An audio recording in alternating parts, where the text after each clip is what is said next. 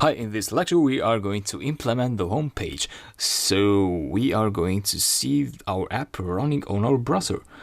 We are going to see the home page there in the browser. First of all, I want to show you something. If you right click on method view and go to and declaration or usages, that will take you to this file views.py, which is a file located, in my case, in this folder, so in the Flask package that we installed. And this is a class that we are inheriting from.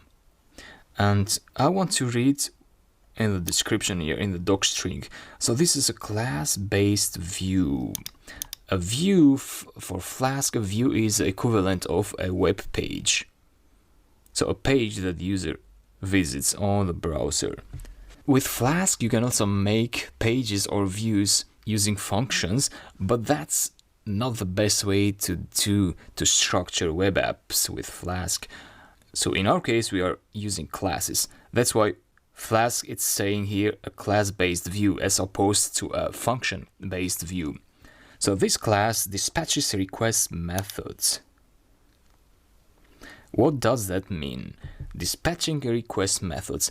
What is a request again? A request is a request from the visitors, from the users. When they visit the URL, let's say our web page will be greatpython.com.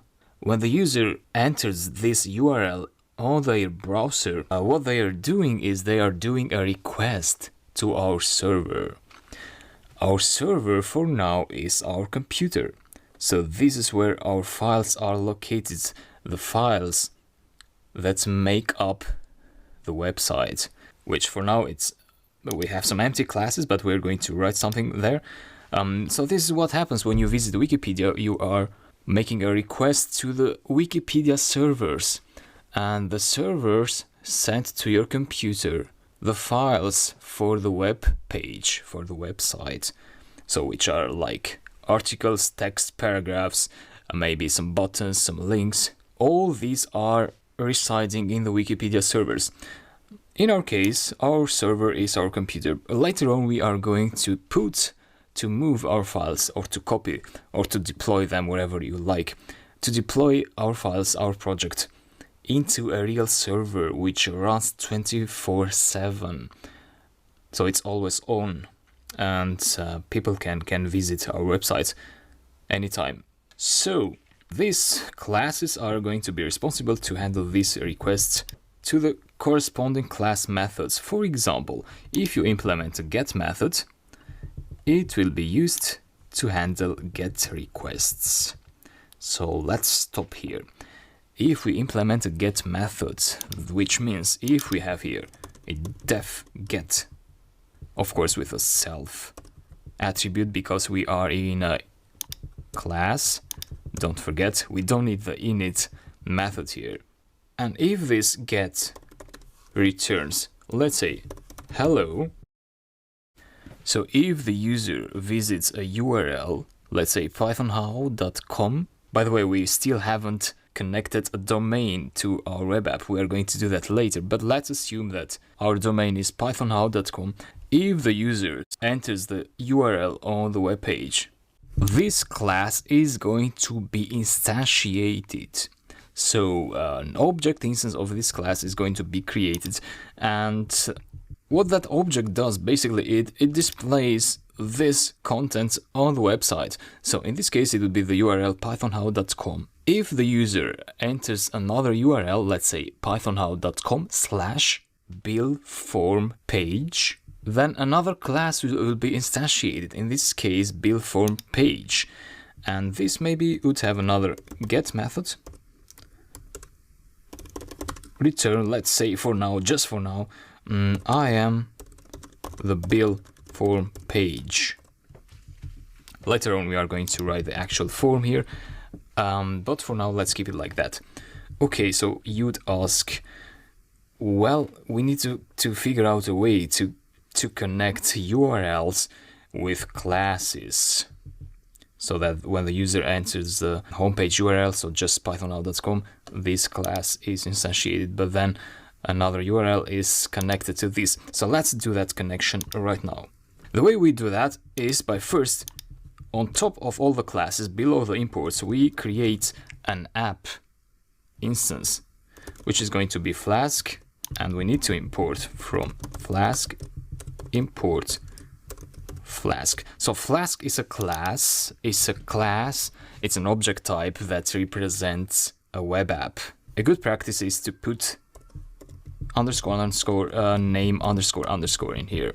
Name is actually a string, contains the string, is a variable. It contains a string of the current Python file, so main.py. This is useful for certain scenarios, which we will cover later on. Now this is not important. What is important is that for you to understand that what we just did is we instantiated the Flask class. So you can see the description here. This is like the central object. All the pages are going to go around this app class. And now we refer to that app object instance, and we use add URL rule method. So you see that this instance has methods which are related to the app. And let's say this URL, which symbolizes the home page. So when you say pythonnow.com or pythonnow.com /, that means the home page. So if there is nothing after the slash. And a view function is going to be the homepage class as view.